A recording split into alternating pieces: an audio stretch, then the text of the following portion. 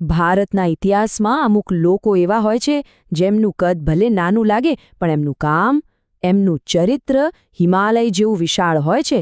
તો ચાલો આજે આપણે એવા જ એક મહાન નેતા લાલ બહાદુર શાસ્ત્રીજીના જીવન અને એમના વારસાને જરા નજીકથી જોઈએ. એમની સફર છે ને ખરેખર અસાધારણ હતી. વિચારો તો ખરા, એક સામાન્ય પરિવારમાંથી આવીને છેક દેશના સૌથી મોટા પદ સુધી પહોંચ્યું. અને એ પણ ક્યારે? જ્યારે દેશ ચારે બાજુથી મુશ્કેલીઓમાં ઘેરાયેલો હતો. પણ એવા કટોકટીના સમયમાં પણ એમણે પોતાના સાદા જીવન અને લોખંડી મનોબળથી દેશને એકદમ નવી દિશા આપી. સાદગી, ઈમાનદારી અને દેશપ્રેમ, બસ આ 3 શબ્દોમાં જાણે એમનું આખું જીવન સમાઈ જાય છે. આ એ જ પાયાના મૂલ્યો હતા જેના પર શાસ્ત્રીજીનું વ્યક્તિત્વ ઘડાયું અને જેના કારણે જ આજે પણ ભારતના ઇતિહાસમાં એમનું સ્થાન એકદમ અલગ છે. તો ચાલો એમની આખી સફરને શરૂઆતથી જ સમજીએ, જોઈએ કે એમના વ્યક્તિત્વના મૂળ ક્યાં અને કેવી રીતે નખાયા હતા. 2 ઓક્ટોબર 1904, ઉત્તર પ્રદેશનું મુગલસરાય. અહીં એમનો જન્મ થયો. કહેવાય છે કે પ્રામાણિકતા અને દેશભક્તિ તો એમને બાળપણથી જ જાણે વારસામાં મળી હતી. અને આ જ સંસ્કાર પછી એમના આખા જીવનમાં એમના દરેક કામમાં દેખાયા. હવે એમના જીવનના એ પડાવ પર આવીએ જેણે એમના ભવિષ્યનો આખો નકશો જ બદલી નાખ્યો. હા, સ્વતંત્રતા સંગ્રામ. આ સંગ્રામે એમને ખાલી એક કાર્યકર્તા નહીં પણ એક સાચા નેતા બનાવ્યા. એક એવા નેતા જે દૂરનું વિચારી શકતા હતા. એમણે ભણતર ક્યાં લીધું? કાશી વિદ્યાપીઠમાં. અને આ કોઈ સામાન્ય યુનિવર્સિટી નહોતી.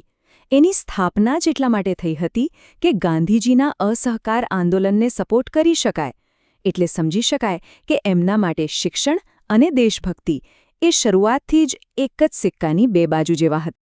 અહીંયા એક મજાની વાત છે. શાસ્ત્રી જે છે એ એમની અટક નહોતી.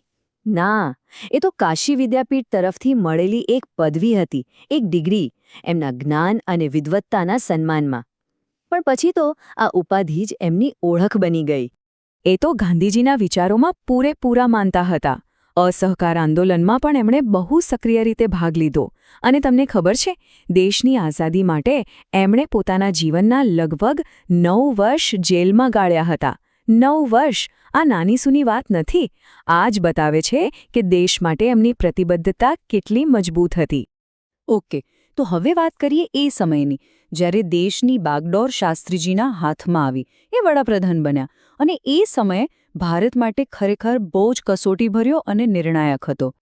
એ વખતે દેશ પર જાણે બેવડી મુસીબત આવી પડી હતી.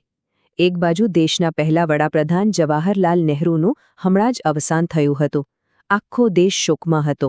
અને બીજી બાજુ દેશમાં અનાજની ભયંકર તંગી હતી અને પાકિસ્તાન સાથે યુદ્ધના વાદળો ઘેરાઈ રહ્યા હતા. આવી કપરી પરિસ્થિતિમાં તેઓ ભારતના બીજા વડાપ્રધાન બન્યા. એમનો કાર્યકાળ ભલે ટૂંકો હતો, ફક્ત 1964થી 1966 સુધી. પણ એ ટૂંકા ગાળામાં એમણે જે કામ કર્યું ને, એની અસર બહુ ઊંડી અને ઐતિહાસિક રહી. 1965નું ભારત-પાકિસ્તાન યુદ્ધ. આ એ સમય હતો જ્યારે એમના નેતૃત્વની સાચી કસોટી થઈ. પણ એમના અડગ નિર્ણયો અને મજબૂત ઈરાદાઓએ ખાલી સેનાનું જ નહીં, આખા દેશનું મનોબળ વધારી દીધું. અને આ એવી કસોટી હતી જેમાં એમણે દેશને એક શાનદાર જીત અપાવી. અને આવા જ મુશ્કેલ સમયમાં એમણે દેશને એક એવો મંત્ર આપ્યો જે આજે પણ એટલો જ સાચો લાગે છે.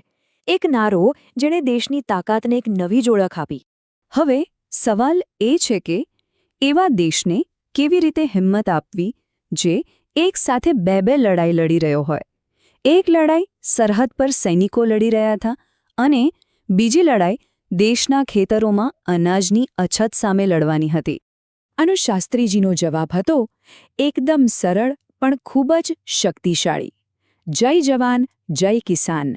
બસ આ એક નારાએ દેશના જવાનને અને દેશના કિસાનને બંનેને રાષ્ટ્રના હીરો બનાવી દીધા. જુઓ, જય જવાન કહીને એમણે સરહદ પર લડતા આપણા સૈનિકોનો જુસ્સો વધાર્યો.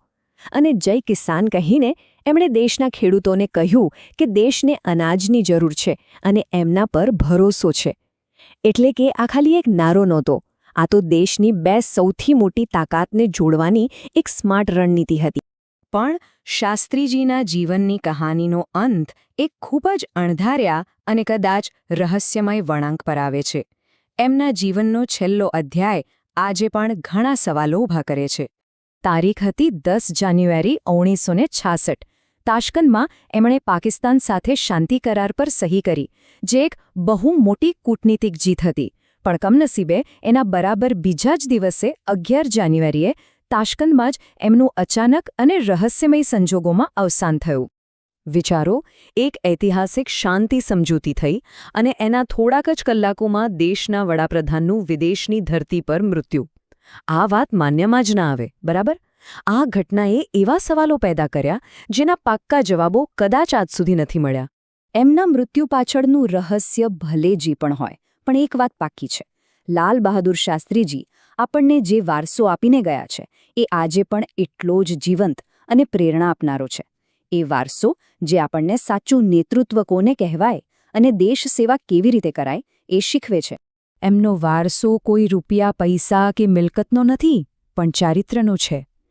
વિચારો, દેશના સૌથી મોટા પદ પર હોવા છતાં એકદમ સાદું જીવન, ક્યારેય ન ડગે એવી ઈમાનદારી, કોઈ પણ સ્વાર્થ વગરનો દેશપ્રેમ અને પોતાના કામ પ્રત્યે ઊંડી નિષ્ઠા. આ જ ગુણો શાસ્ત્રીજીની અસલી ઓળખ છે. તો ચાલો આ વાતને એમના જ એક વિચાર સાથે પૂરી કરીએ. એમણે કહ્યું હતું, દેશની સુરક્ષા અને ખેડૂતની સમૃદ્ધિ આ બંને જ દેશની અસલી તાકાત છે. બસ આ એક લાઇનમાં જ એમના નેતૃત્વની આખી ફિલોસોફી આવી જાય છે અને આપણને એ વિચારવા પર મજબૂર કરે છે કે એક સાચા લીડરની વિઝન, એમની દૃષ્ટિ ખરેખર કેવી હોવી જોઈએ.